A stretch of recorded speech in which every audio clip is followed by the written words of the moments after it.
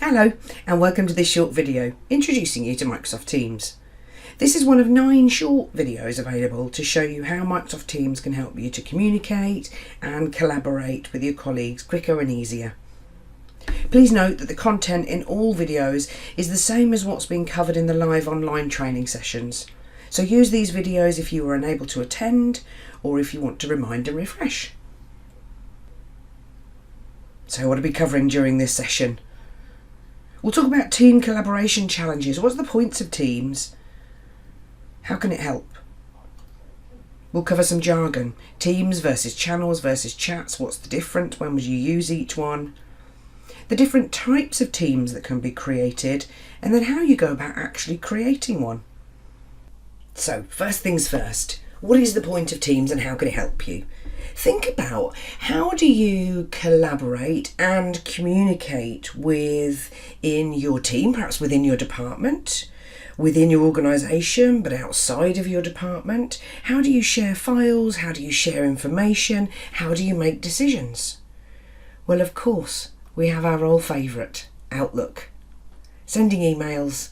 And of course, if you're talking about sharing files, perhaps outside of your department, because they don't have access to the network drives that you do, then we're sticking with good old traditional attachments. But we know the challenges that this gives us. We have lots of different versions of the one file. If we have a file that we want 5 of our colleagues to run their eyes over, then we know we're going to get 5 different versions back. And the time that takes to manage that.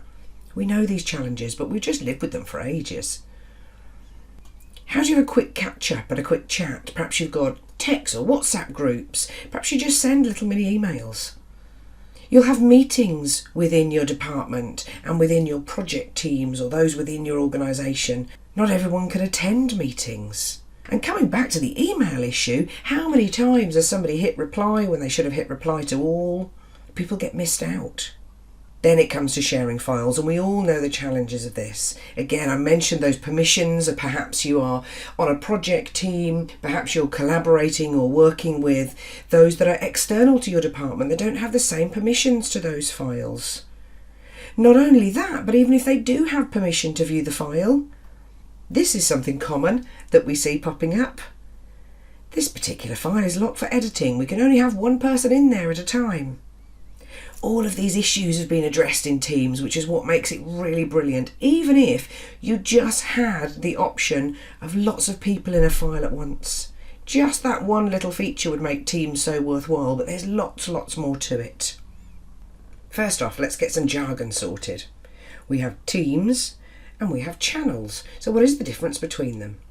Think of your teams as being your top level. So for example, we have project team, we've got our training team, we have an apps and support team. So this is the name of your project or the name of your department. Your channels will then sit underneath that, and this is where you then categorise the types of documents or the types of conversations that you're going to have. So using our project team as an example, we would have conversations about planning. We'd be reviewing our project. We'd have announcements to make. And there would undoubtedly be finance files and conversations that we'd be having. Each individual channel has its own place where files can be stored.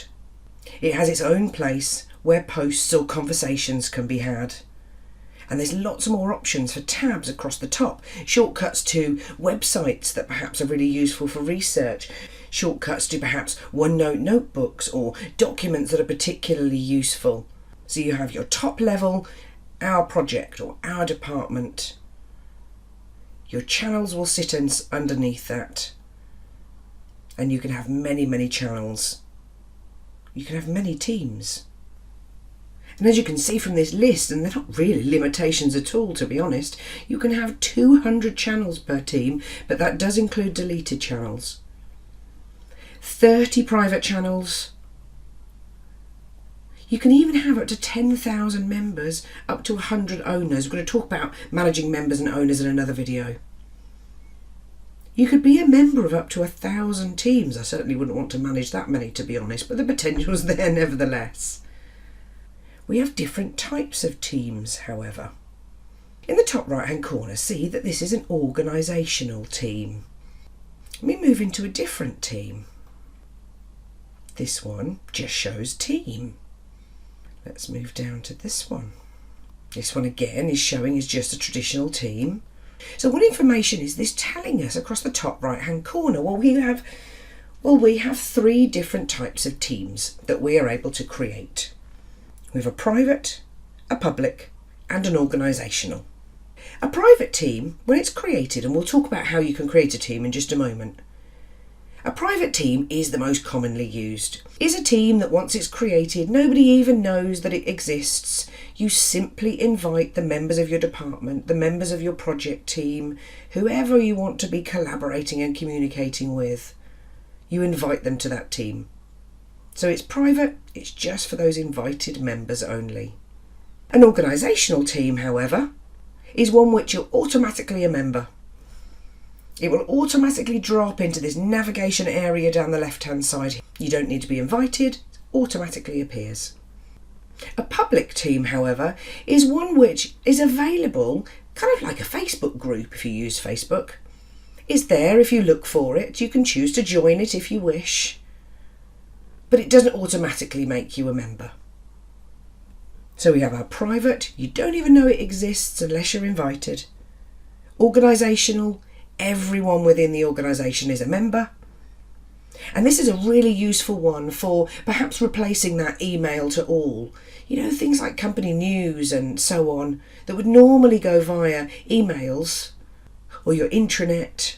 But if you want to get hard-hitting, quick-hitting messages out there, organisation teams are just fab for that.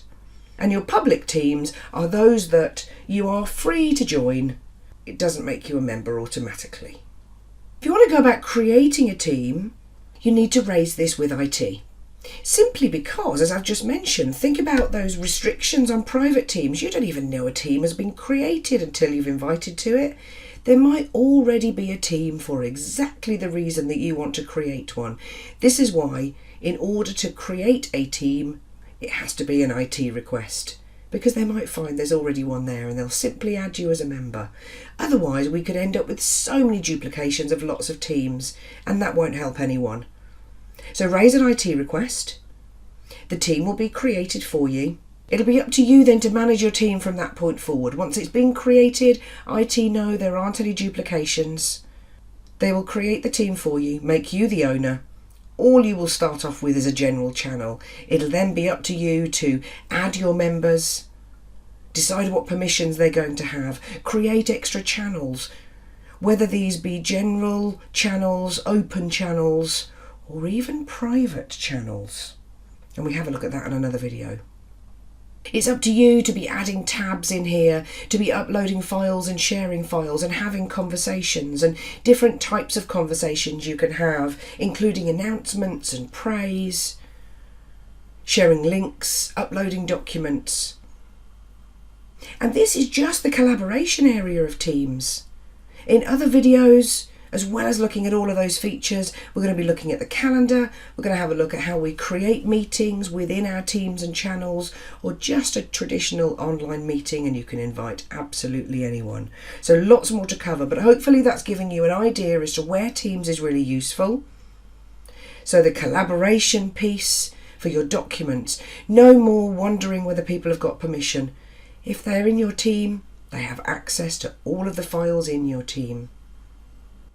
No more just one person in a file at a time. We can have up to 25 people in a file at once. And we talk about that more in the collaboration video. We have a look at those conversations. No more hitting reply instead of reply to all.